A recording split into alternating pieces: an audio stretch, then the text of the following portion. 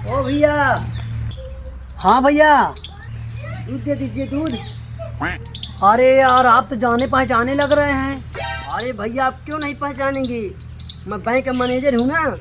अरे यार इसीलिए तो सोच रहा हूँ, आप तो जाने पहचाने आदमी लग रहे हैं। अरे भैया आप क्यों नहीं पहचानेंगे, हमको तो पूरा एरिया जानता है, हम मैनेजर है ना।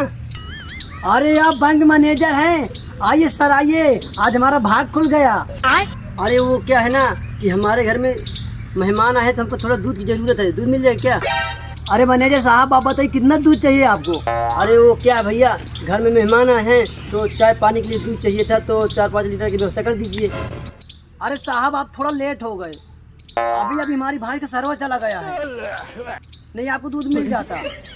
अरे यार कभी भाई का सर्वर जाता है क्या, बेवकूफ़ बना रहे हो, ऐसा मना करते कि हम दूध नहीं देंगे तुम्हें। अरे साहब अब नाराज़ क्यों हो रहे हैं, जब हम लोग बैंक में जाते हैं ना तो आप लोग क्या कहते हैं, अभी ये बैठ जाइए अभी सर्वर चला गया है, तो अभी हमारी भैंस का सर्वर चला गया है। भैया भैंस का रहने दीजिए, अच्छा गाय का ही व्यवस्था कर दीजिए।